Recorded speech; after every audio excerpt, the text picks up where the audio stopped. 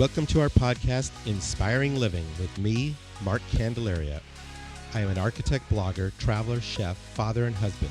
I'm the founder and now partner of a fabulous 25-person architecture firm specializing in high-end residential architecture, designing amazing homes across the country. We have hosted tours to Italy, Spain, and now Napa over the last 20 years, and in the course of all this, I have met a lot of interesting people who truly inspire me. Our podcast is about all the opportunities that are right there in front of us to inspiring living. Yes, we will talk about architecture and design, but every week we will venture into all sorts of topics that will inspire you, teach you, and motivate you to inspire living every day. My guests will include a wide gamut of amazing people, from those in the design industry to clients to real estate professionals, chefs, artists, sports figures, and philanthropists, and people who just flat out get it. Sit back and enjoy, and let's have some fun exploring all the opportunities that are there just waiting for us. Please subscribe and get ready to be inspired every week. Okay, as my dad says, here we go.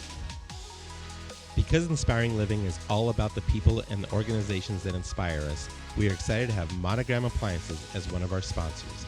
Anytime we do a new kitchen or a kitchen remodel, Monogram Appliances are what we recommend to our client. Their appliances are the definition of luxury, meticulously detailed using the finest materials and an ownership experience that is second to none.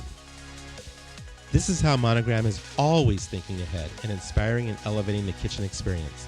Because at Monogram, they don't just elevate one thing, they elevate everything.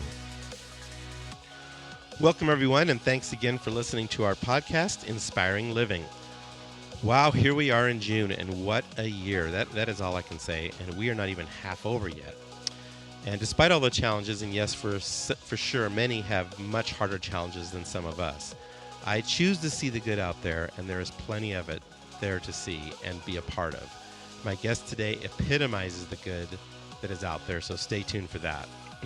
Meanwhile, we are in week 13 of working from home at Candelaria Design, but we are getting closer to getting the troops back to our totally new remodeled offices, so that is really exciting. I'm really looking forward to sharing all the hard work that has gone into making that such a beautiful place. And so working from home has been great, but I think they're going to enjoy getting a little escape from home and coming to these beautifully refurbished offices. So looking forward to that in the week ahead. We have been fortunate to have actually gotten busier since we started working from home in mid-March, and so we've been blessed with plenty to keep everyone busy, and we all say thank you to our clients out there.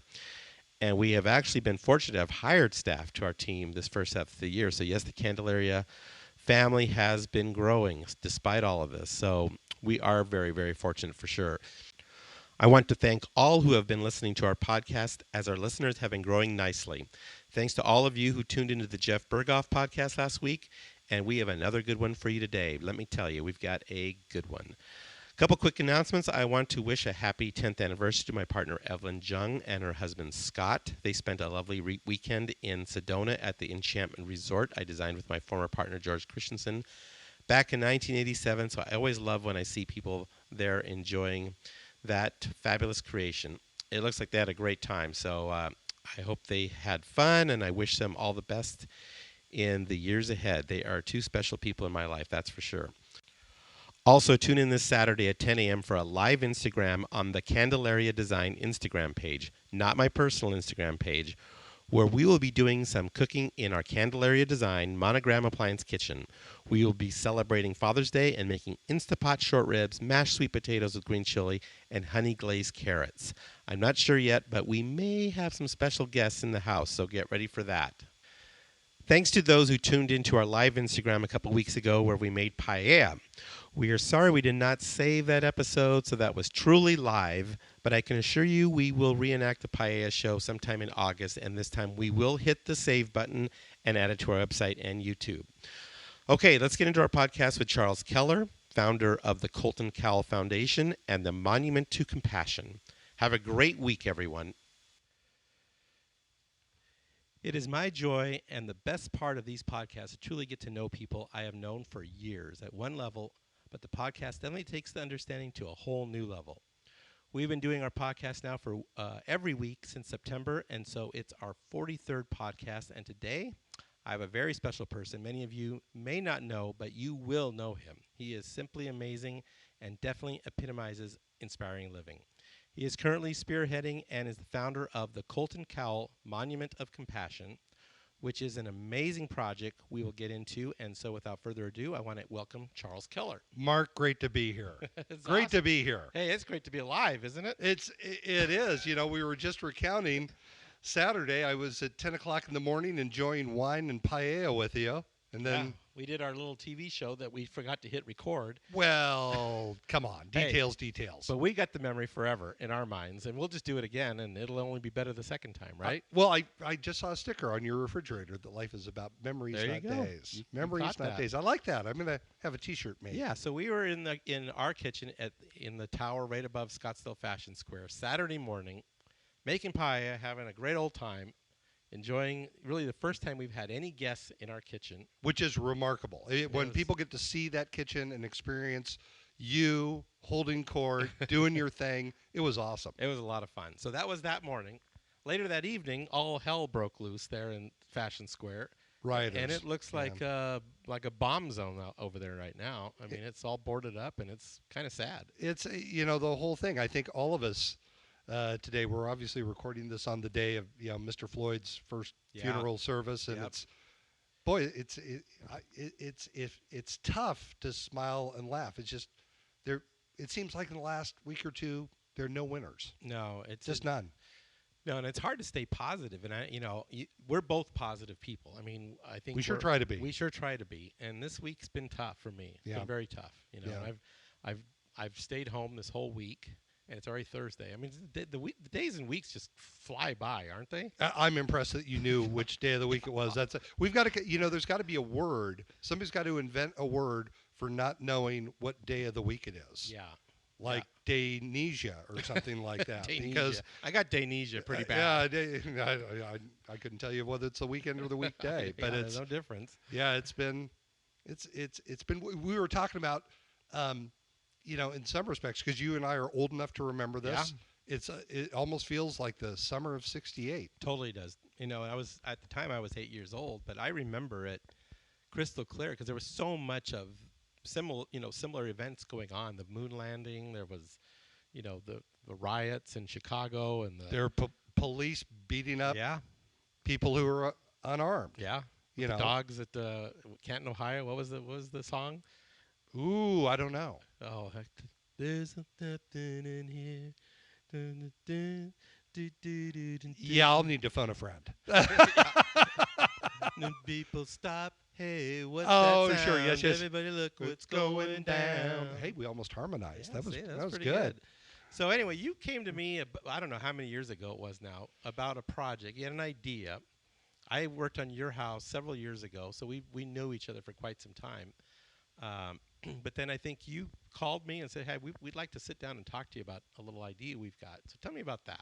Well, that was one of the most inspiring days. So I suppose I have to back up a little bit and tell people what the project is. So in a nutshell, this story can go on for days if you let it. But in 2009, my boys got into the Batman TV show that you and I watched as kids. Yep. Adam West, Burt Ward. Kind of about the same time, 1968, 69. Exactly, yes, that's right. Went through 68. Yeah. And I'm a car guy. I'm a car guy. And so I ended up buying, of all things, a 1966 Batmobile replica on Craigslist. Brought it home, and one of the things that's really odd about buying a Batmobile is that after a while, people learn you have a Batmobile, and the phone starts to ring. And in December of 2009, this was a call that changed everything. I got a call from a Make-A-Wish wish granter who told me the family for whom she was granting a wish, the Cowells, their young boy Colton, he was being released from the University of Arizona Tucson, and his prognosis was terminal. And they were going to have hospice come to the home. And the request was made of me, hey, could you... And how old was he at the time? He was just 3. 3, okay. Sick for most of his life, also had Down syndrome. Wow.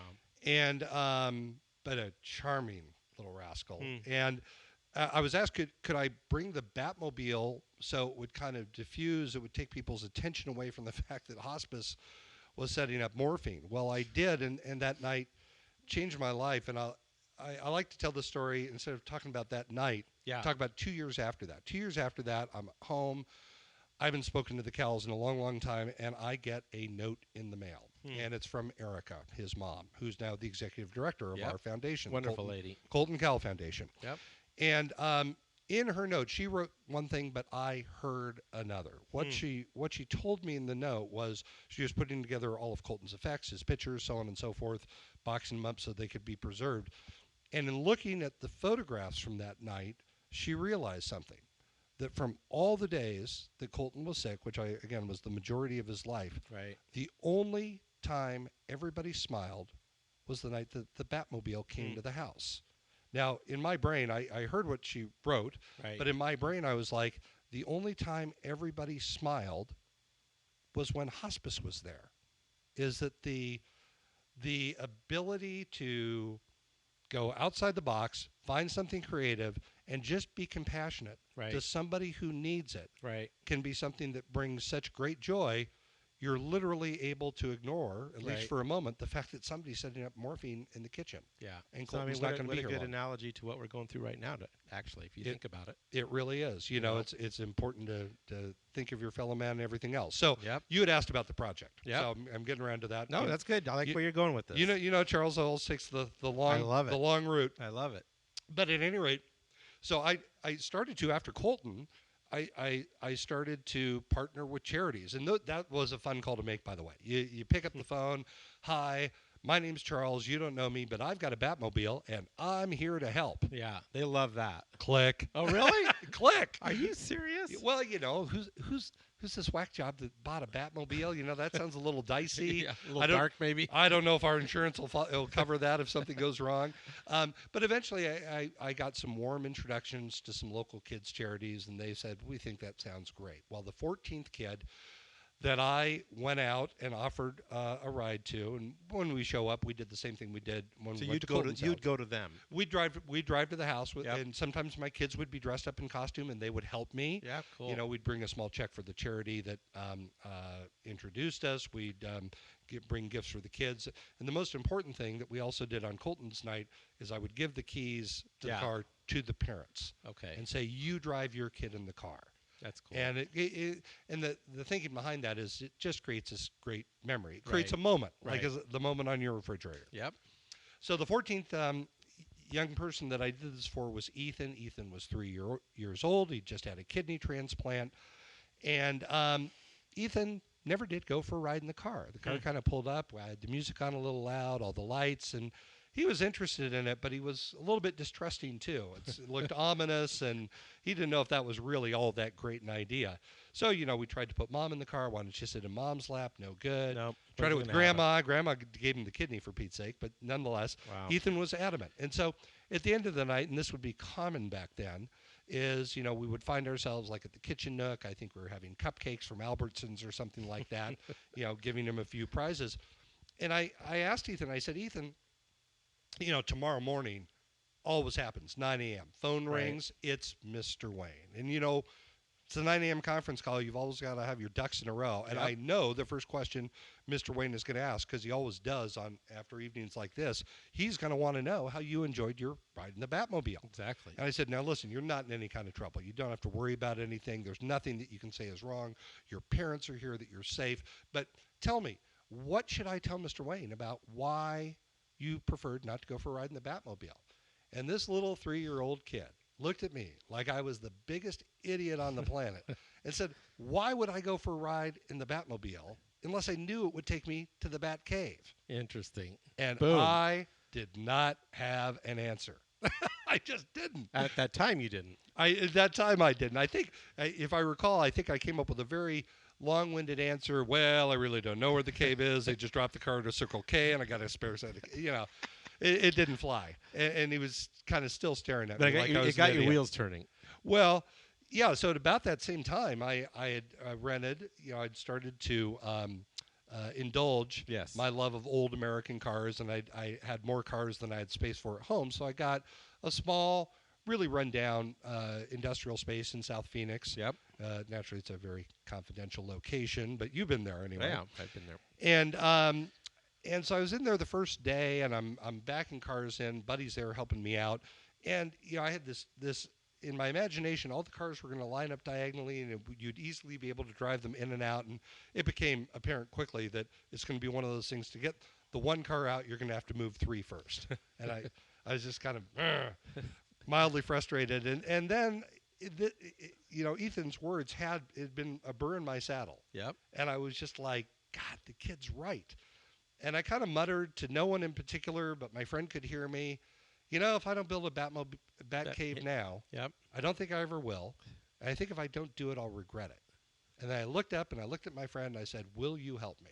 Wow. They said yes, and that was my first volunteer. And so thus began our effort to build Cave 1.0, yep. which is our rendition of what the 1966, we now call it the crime-fighting cave, yep. would look like. And I can't tell you how much fun that was putting that together to build. Something I've been doing, we've all been trying to fill our times with things that are, things to get caught up on or things right. just to keep our mind busy. And one thing I've been doing is going back, starting in 2009, and making sure that we have all the photographs that I've got on hard disks and whatnot safely stored on Dropbox and so on. So it's given me an opportunity to go back and look at those early days. And, I went through all 120 episodes of the original show. Every time there was a device from the cave, I took a screenshot of it. And originally, when we started to do this, I just had those pictures up against the wall. Yeah, that was your backdrop. Yeah, so I'd have, the anti-crime computer over here. Yep. And it was like, we don't have an anti-crime computer, but we got to go out and find them. Right. And so, we'd go to electronic salvage yards in multiple states. We'd, get artisans to be interested. One person can paint, one person can do woodwork. Yep. And we just said, this is kind of a crazy idea, but would you do it? And we actually, the metal finishing shop right next to us down at the cave, as an example, built us some poles. Cool. And maybe about a year to 18 months later, we actually opened. But something that I figured out very early on, and this is when I came to speak to you yep. and to Tim, was that this really had legs. When you go down there and you do what we do and you see the reactions from the families, from the charities. At the end of most nights, mom is in tears, yep. dad is in laughter. Yeah. And the kids are having a blast. And it's like, we got to make this permanent. Yeah. And so it is an amazing as event. I go through my very thin Rolodex and I'm like, I wonder who could help me build a crime-fighting cave. Well, lucky you, your name came to mind. Yep, I remember that day. We sat in my old office on 12th Street, on Highland and 12th Street, and or Campbell and 12th Street. God, that's right. Yep. Yeah. And he kind of approached me, and I said, "Yeah, let's do it. We're in." I don't know if you remember this, but I was thinking to myself, God, maybe Mark will give me a 10% discount. And for all the people that are listening, I am sitting next to one of the most generous guys I know. Nice. We have been working with Mark. We've actually built on paper a couple of different versions of the cave, one of which is now with the city of Phoenix, but the Colton Cowell Foundation has never received a single invoice. You are a good man. Oh, I try, and I just signed Tim's checks. Tim in my office. Tim Mathewson is the guy who's really put in the sweat on this thing, and he's doing such a fantastic job. And I tell you, he is so passionate about this cause. He's now a board member on your board. He's the vice chairman. He's the vice chairman. He's the vice chairman. That's how. If I go down in the plane, the nuclear codes will end up on his desk. But no, Tim has been extraordinary, and so many people have. As we get closer and closer to building the real cave, the real. How big is this cave? Well, so years ago we started contemplating this, and I remember the family that really put me over the top. It was the Wolfson family, and 2 daughters. They both have a form of muscular dystrophy. And they were about show number 81 or 82. We're now well over 500 families have been through. And I remember out of the corner of my eye at the end of the night, we're out in the parking lot saying farewell to people and receiving the thanks from them. And everybody always has such kind words to say. But I could see Mr. Wolfson Mike coming up to me out of the corner of my eye. Mm-hmm. And I could tell he was emotional. And he came up and he just gave me the biggest hug. And he said with such genuine fervor that he said, I just can't remember the last time I saw both my girls smile at the same time, and I just don't know any way to thank you. Yeah. And that was the moment where it was, if I had to put a pin in it, it's like that's a moment where it's like, okay, That's well, why we I'm doing got to this. make this permanent because the place we're in now is simply a small lease space, and we kind Right. of live in dread of the big orange sticker on the front door that says, by the way, it's sold and it's going to be turned into a bottling plant. Yeah. So, we had to do it. So we found nearby a 5-acre parcel, Yep. and we intend to build on it a 25,000 square foot. It's going to appear very much like a millionaire's Tudor mansion, Yep. but we have a particular name for it that you referenced earlier, Yep. the Monument to Compassion. Yeah, it's beautiful. So it's going to have it's going to be the Wayne Manor facade that Exactly. faces the main street, Yes. right? And then behind it is kind of the big warehouse, but inside of it is endless bat cave, bat memorabilia. You got all kinds of. You got the Batmobile. Yes. You got the bat helicopter, I think now, right? Yeah, so it's Batmobile, Batcycle, Yeah. Batcopter. The blades do move around and around That's and pretty around. cool. Yep. And then in the new cave, we're going to build what appears to be a hole above the copter so you can explain how the copter will float out in the event of emergency. We've got the Bat boat. Yep. And then we have, of all things, the Batmobile parachute pickup service van. And my son, Chaz, who I hope is listening today, he is going to get his Eagle Scout this year if social circumstances permit. Holy and cow. and we had a young lady who came through last year, and she contacted us afterwards and said that she had an idea for the cave. Great, what's your idea? Well, you guys have so much stuff for boys. Absolutely true. And she said, you should build the Bat Girl cycle. Interesting. So Chaz is working with one of our cave graduates, and they are going to create Yvonne Craig's Cool. 1966 Batgirl, or 68. She was just in the last year of the series. Yeah. But the Batgirl cycle. That's awesome. Yeah, Yeah. I remember that. There's always something new. That's one of the great things about the project. There's always something new you can be doing. Yeah. And that's with everything, right? I mean, Yes. if you think about life, I mean, there's opportunities everywhere. You just have to search them out, you know. Well, this is one I've had. You and I have had wonderful lives with a lot of great experiences. But this, I kind of think that this is going to be a great punctuation, a great way to kind of leave something behind, and that just makes everybody happy. If you ever have occasion to go with me in the Batmobile and we go to QT, you have the same experience every time. You pull up to the pumps, you get your credit card out, and by the time you've got the nozzle in and the gas flowing, there are 15 people around you. Right. And they all have two things in common. One isn't important. They've all got their phones out and they're taking a picture. But the other one is they're all smiling. Yeah. Isn't that amazing? And isn't it, whatever we can do, anytime, but particularly now, if you can do something to help somebody else smile, yeah. that's highest and best Puts use of everything your in time. perspective, doesn't it? It does. And that's the thing I look at with everything we're going through these days too. It's like, how much do we really need? I mean, when you think about everything that we've got, there's so many opportunities to do what you're doing and give back in some way. Well, there's a very specific thinking behind why we came up as an organization with the term Monument to Compassion. Mm-hmm. And I'm guilty of this. You're guilty of this. We are all guilty of it. It's just a matter of degree. I think we go through life too often trying to build monuments to ourselves. Right? Yep. So, one of my weaknesses is maybe my car thing. So, Yeah. I don't need all the cars that I have, but it's an indulgence that I really love. But, if you go through life and you focus strictly on that one goal of building a monument to yourself, you'll never fill the hole. Right. And ultimately I think all of us should build a monument to compassion. I've come up with the crazy idea of this cave. Other people will do things with, whether it be medical, educational, music, can be anything. Sure. But I would challenge all of your listeners to contemplate to themselves, what is a monument to compassion, which can be physical or not?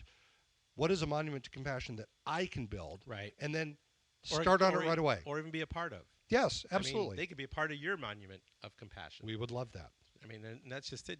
There's so many. I mean, I'm a board member of Habitat for Humanity.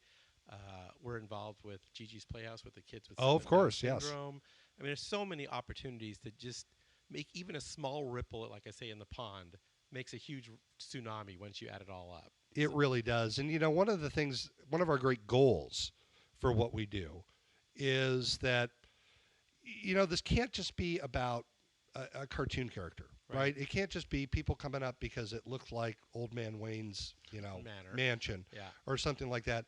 So, we really try to focus on three things. Thing number one is to leave these families with a memory is so incredible Mm-hmm. that they'll forget that hospice is there. Right. We give the young child who is nominated hope for the future. I'd love to tell you how we do that, but it's a trademark secret. Okay. You've got to actually Okay, come tell down, me. Okay. watch and see a show. But the other thing that we do that we're very proud of, even though we're a nonprofit, we believe very strongly that nonprofits should be working together toward Yeah. common goals. Yeah, that's a good idea. And so, we lack the capacity, and with HIPAA laws being what they are, we wouldn't even want to try to go out and try and find these families. So we partner with local charities that nominate these families. And then something we added several years ago that has been very gratifying is that we let the families who are often financially in dire straits because of the medical issues going on, we let them pick a second charity. And so as a result of that, over the years, and at the end of the night, checks are given to the charity, but they're given by the child. Mr. Wayne gives the large check to the child. Of course, Mr. Wayne's out of country, but we as our minions, we give him the check, and then the child gets to give the check to the charity. And as a result of that, up to this point, we've now written checks to 225 distinct charities, totaling we're just on the precipice of $1.4 million. Unbelievable. That's so amazing. Yeah, and well over 500 families served, as I said. That's cool. So one of the things that you said in our breakfast the other morning where we were whipping up paella and having a good old time was that this whole COVID thing, because you can't do your evenings or your dead in the water, right? Dead in the water. Can't have anybody down. It's too risky. So you've been doing them virtually.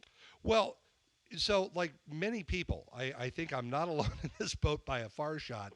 March 1st, Zoom? What's Zoom? Yeah, what's Zoom? I've never heard of it. And then the first Zoom call I was on, as you know, I recently broke my foot in an unfortunate accident on my boat out in California.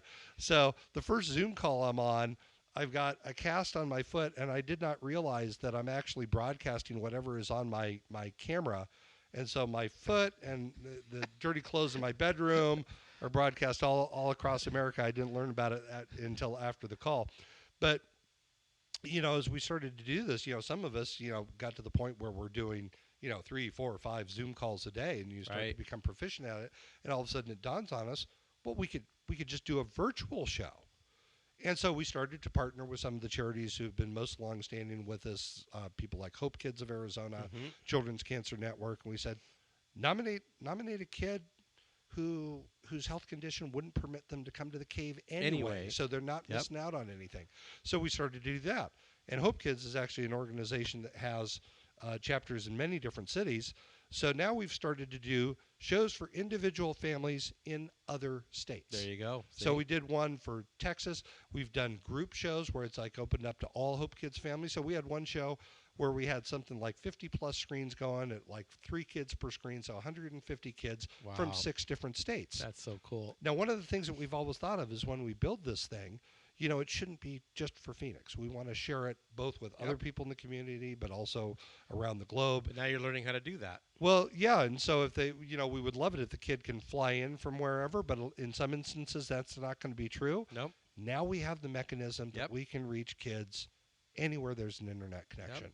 And so we got to put a couple big screens in that cave too, so that we can watch the Zoom call happen at the same time. Absolutely. Be kind of neat. Absolutely. Yeah, that's awesome. But it's there have been silver linings, and that's been one of them for us. So right now, normally over the summer we're closed. It's too hot to operate the cave here in Phoenix, Arizona, and the equipment gets worn down. The volunteers get worn down. A virtual show, you only need 3 people to do it. And so we've done 10 shows already. We've got 10 in the pipeline. That's amazing. And so normally we would be the cave would be absolutely empty, and there'd be nobody there. Yeah, so we're going to use it all summer. I could join a Zoom call to watch what's going on and be a participant in essence, right? You could, yes. Yeah. I mean, we don't open it to the public because it's we want it to be a private thing for the family. Yeah. But if the family wants other people to be involved, we certainly can. It'd be subject to them. That's cool. Yeah, because I get a lot of people, not a lot. I get a good share of people that will see one of our posts about the Monument to Compassion, and they'll reach out and say, "What is that? What are you guys doing?" how can I be a part of that? So I think there's I think that you're going to be generating a lot more interest as this thing starts to really take off here. And that's I've been telling you that. I think once we kind of get that thing going, it's under construction. Yeah. I think you're going to see the tidal wave hit. I got an update from Tim a couple of days ago that he suspects we'll have building permits in September and October. And if there's anything that we could use as a country right now, and I'm not trying to be self-important and say that we're the answer, but God, wouldn't it be great to have a feel-good story? Yeah, we need some. Wouldn't it be something have something that everybody can rally around and really build something that'll be, permanent? We envision this as being not just something that we use for our families, but how about loaning out the building to a struggling young nonprofit that needs a place to have a fundraiser? Exactly. Maybe the governor or the mayor has a dignitary in town that they want to, bring their business to Phoenix. Yeah, there's a lot of groups that could use it and things. There's all kinds of ways that can parlay into a lot of different things, I think. Exactly. So the objective with this isn't to build the building and then be selfish about it. The objective is to build the building, have it live up to its moniker, a monument to compassion, and see how many other lives we can affect without the thought of how it benefits us as an organization. Right. Let's be beautiful. completely altruistic with it. I love that. Love that. That's what I love about you. I always love hanging out with you because I always feel so motivated. And I was like, okay, there is some good in this world. And I've got him sitting right next to me, which is just fantastic. Dude, if I can build a bat cave, anybody can do anything. I don't, all the stuff we have in there, I don't know how to build any of it. Oh, that's my only skill set is that I've been able to persuade people like you to do what they're good at and throw it into the pot. But that's the key. That's the key to success, if you ask me, is you get a lot of people involved, and you don't have to do everything. Everyone says you have to figure it all out, and no, there's plenty of people that'll help you figure it out. Just get the idea and get it going. Yeah. Get the car in drive, get it out of park. That's what I tell people. Well, it's been one of the great joys of my life, and one of the things that makes it so fun is partnering with people like you and everybody at Candelaria Design, and your wife, for goodness sake, who's going to be doing a little bit of design work for us. I understand. Good. She's excited. So tell us a little bit about Charles Keller. Where were you born, and tell us about your life and how you ended up in Phoenix, Arizona. I've had a wonderful life. I was born and raised in Portland, Oregon. Kind of tying this all in, my grandparents were very influential in my life. They lived 3 doors down. My grandfather moved from Chicago in the 1950s, he and Loretta, to Portland, and he was going to retire, but he ended up starting a couple of paper companies. But he made a very public proclamation when he did that, and he said that he's going to build companies, employ people, make opportunity. But he also wanted to spend 1/3 of his time and make Portland a better place for all of its citizens. There you go. A very Bruce Wayne sort of thought. Yep. And if you go to Portland, Oregon, I know you as a design guy have probably seen this. I love it. There's a fountain in downtown Portland called, most people call it the Ira Keller Fountain, but technically it's called Ira's Fountain. And it's one of the most beautiful pieces of urban architecture you'll find anywhere. And so as I've been thinking about this cave, and then I'll go back to the story of my life, it's like, it occurred to me in middle age that, Ira wasn't just trying to do the right thing, but he was also, as my grandfather, trying to teach me a lesson. Yeah. And so me being here in Phoenix and having made my wealth here in Phoenix, I feel a real obligation to, just as Ira built a fountain for Portland, I need to do this for the city where I live. Beautiful. At any rate, I was born there, spent my first year of college at University of Oregon, got pneumonia, and decided I'd rather be somewhere with palm trees. Ended up at Arizona State, where I loved it. Having my years at ASU was just a joy. Yep. I wasn't the greatest student, but boy, it sure was fun. After graduation, I did a little traveling, the highlight of which was being in Berlin and in the crowd and actually listening to President Reagan give his speech. Mr. Gorbachev tear down this wall speech. That's pretty cool. That inspired me to then, in turn, apply for jobs in Washington. I ended up working on Capitol Hill and ultimately for the campaign and presidency of George H.W. Bush. There you go. Some of your younger listeners may have to look that up in an encyclopedia. But so I did that, came home, worked in finance for many years with Charles Schwab. Great company. I think Chuck was an amazing guy. And then around about 2002, when my first son was about to be born, I didn't really have a personal computer. I bought an Apple computer, and I couldn't believe how well it worked. Now, you kind of know me, but yeah, I'm a finance wonk. Yep. Last summer for fun, I went to the Berkshire Hathaway annual meeting, and I loved it. I mean, Oh, that's interesting. I had a blast. I love watching that guy. The Woodstock of finance is what they He's call it. And amazing. I went with my good friend Ted Purdy, and we had the best time. But at any rate, I bought my Apple computer, and most people buy an Apple computer and like, look at the incredible things I can create with it. Look Yeah. at the incredible lines of the machine. I looked at the numbers. And to me, I couldn't understand why the stock was so cheap. That's the way my mind works. And the only way I could conceive of to test that theory was to go down to the mall and apply for the $9 an hour job to work at Apple.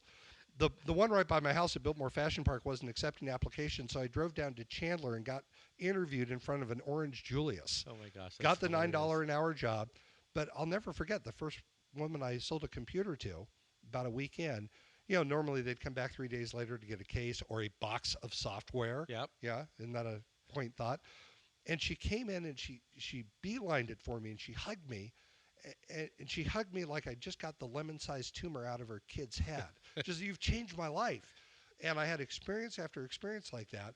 Well, the long story short is it gave me the conviction to buy Apple stock in 2003. Good man. And one of the things, I hope that doesn't come off as arrogant. I certainly never mean it that way. But one of the great opportunities that has provided me is to, in turn around and create this foundation and ultimately build the cave. We're certainly going to need help from a lot of other people, but I'm very proud to be able to say that, Yep. to date, the majority of that has been me, and every dollar has been well spent. And I had fun earning it too. Yeah. But did you ever work in the Biltmore store? I worked in 3 stores in the Valley. So my best story from working. Because I think I remember running into you in the Biltmore store one day. And yes. I was in there. I love Apple products. I'm an Apple nerd, and it's my deal. And I think I walked in there and then, can I help you? And I looked at you like, well, wait a minute here. You work here? Yeah. The housewives from our kids' school would be like, you're Chaz and Cade's dad. Yep, that's right. And you work here? Yeah. You betcha. Yeah. So I'm just curious. Not to get totally off track here, but like I said, I love Apple products. I'm a big Apple freak. Being on that side of the fence, is that company as amazing as it looks from this side of the fence? It is incredible. The story I was going to tell you about Biltmore is I was there and working all day the day that the first iPhone came out. Oh my gosh! And to give you a demonstration, it was like 2007, right? 2007. And yeah. As a matter of fact, I got my eyes examined this year, and the doctor at the Mayo Clinic said, "Well, you've got a problem with the pores being plugged." Huh. And oh, really? Why is that? He was just like, "Do you remember 2007?" I went, "Well, yeah. We've been looking at phone screens so much we don't blink as much." Oh my gosh, are you serious? That's how influential the iPhone is that we are all now. We're just like glued to it. We got plugs in the pores of our eyes. Oh my gosh. But my assessment, and of course, I make the analogy that I was not, working in the ivory tower. I was working on the loading dock. But you can learn a lot of things about a company by working on the loading dock. And the short answer to your question is yes, it's incredible. The attention to detail, it runs throughout the company, and it is without exception. And the people that are there are so dedicated to being there. Most of them could probably get much more creative jobs, but they are so passionate in love with the brand. And one of the stories that I like that's come out recently, the last year or two, Tim Cook describes the making of the pizza carton. So they have this brand new campus, in Silicon Valley that's so huge that when you leave the cafeteria, it might take you so much time to get back to your desk that the pizza wouldn't be perfect. And so they had the engineers all drop their projects like, we are going to create the perfect pizza box. And so they ended up first deciding it should be round, not square. And then they figured out that the dough should not be laying flat against the bottom. So they put small bubbles. And then they figured out and it was like it didn't matter how much money it took to create the pizza box. If you got a few billion in the bank, it probably doesn't matter too If much. we're going to build a pizza box, it's going to be a perfect pizza box. Yeah. And I think you see that dedication to everything. And Now, have you ever been to the Apple headquarters? Strangely enough, I never have. Huh. But my high water mark was one time I got to fleetingly meet Steve Wozniak. And I brought with me, I knew that the opportunity was going to arise. And so I brought with me that very first iPhone that I bought on the very first day. So mine was autographed on the metal back by Steve Wozniak. Okay, so I need to get you over to my office. I may have told you this story, but I have the original Mac. Oh, I've seen that Mac. Yeah, I've seen that Mac. And yeah. I heard that Steve and Steve Jobs and Wozniak used to sign the motherboards when the first ones that came out. We got to figure out somebody who can very safely open that up. Open it up, and let's take a gingerly look at that. I mean, that would be so great. Well, that'd to be see. cool. Oh, yeah. So, what do you think about Steve Cook compared to Steve? Tim Cook. Tim Cook versus Steve Jobs. Sorry. It's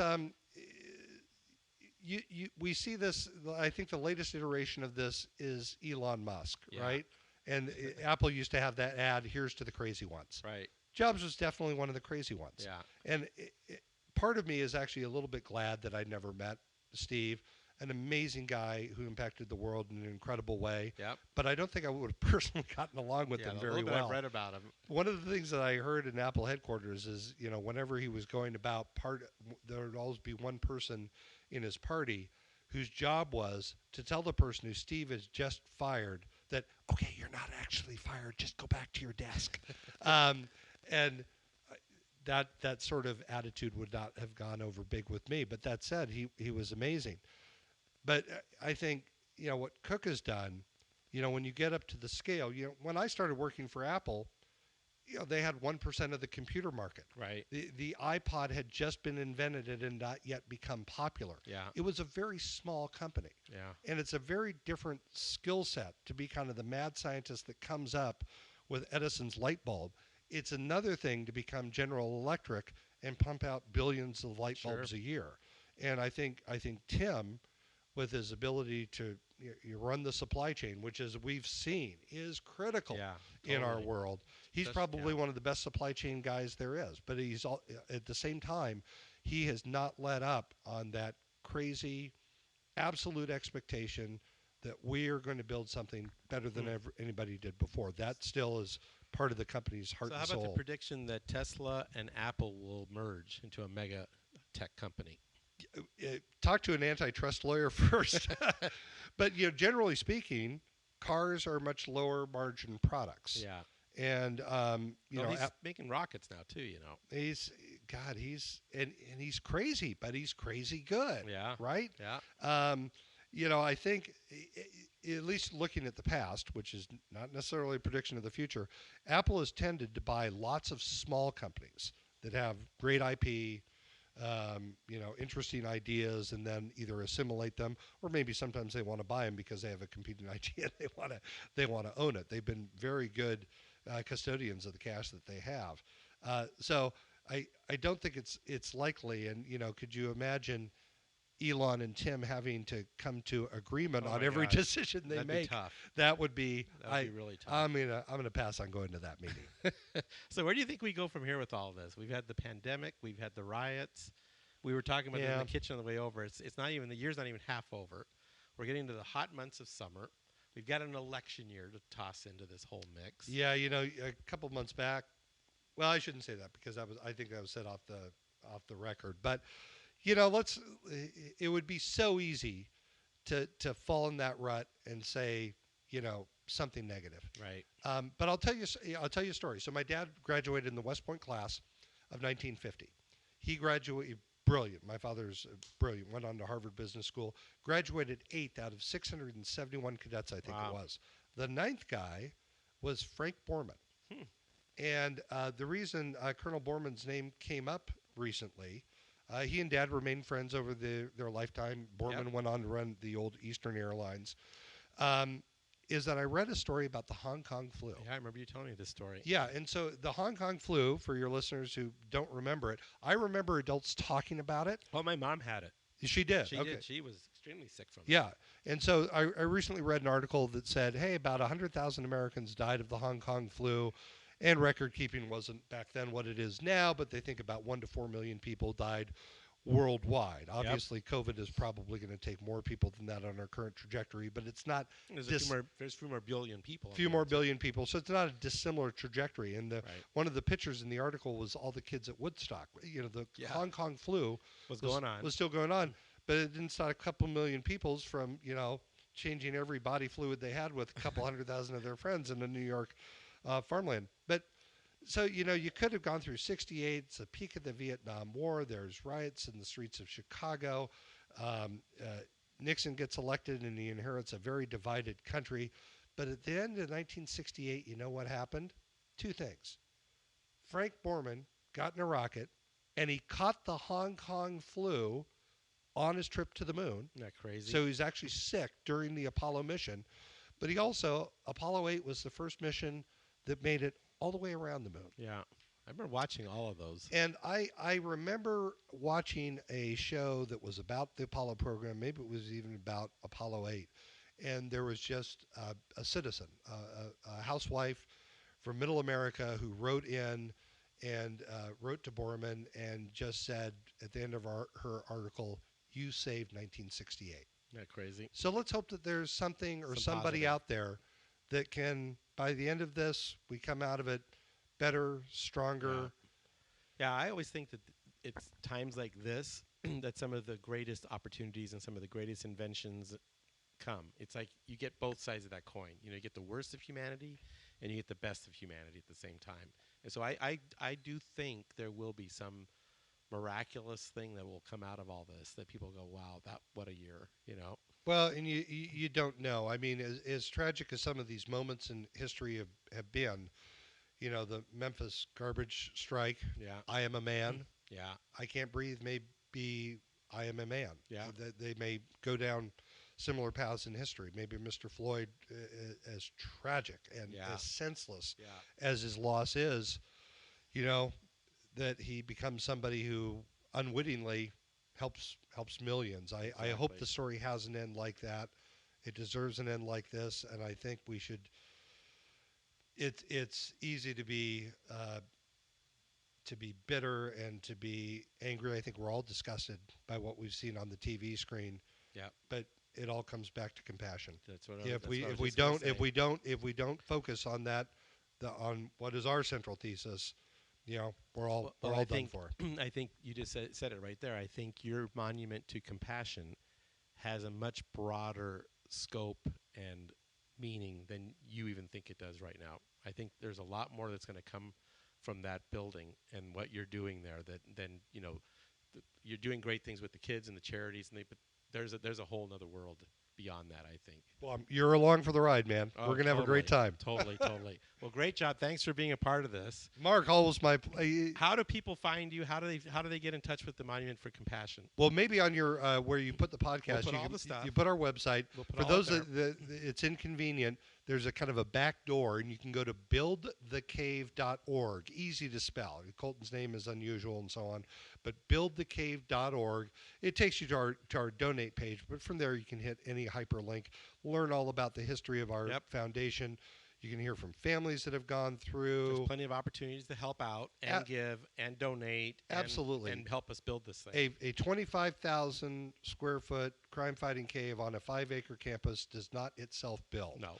And so There's a lot of opportunity. If you are in any way in the trades or you have a special skill that you think you could apply, we would love to have you on board. We want to.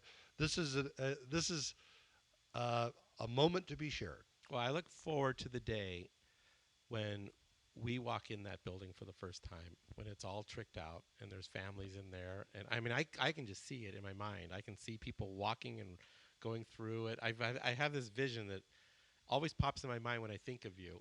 So I know what I've learned, because I do this for a living, is create visions and turn them into realities.